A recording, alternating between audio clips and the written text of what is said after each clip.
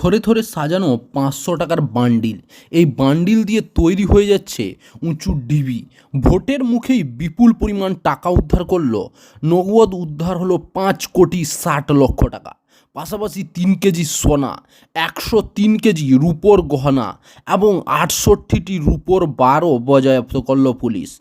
পুলিশের অনুমান আসন্ন লোকসভা নির্বাচনের ভোট প্রভাবিত করার জন্য এই বিপুল টাকার লেনদেন হচ্ছিল।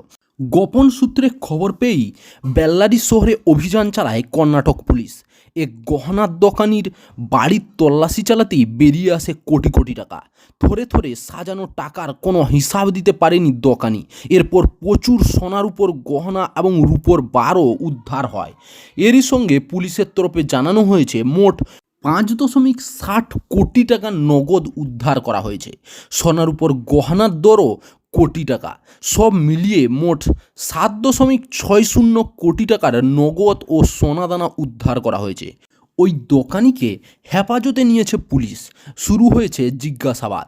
পুলিশের অনুমান এই বিপুল পরিমাণ টাকার সঙ্গে হাওলা যোগ থাকতে পারে।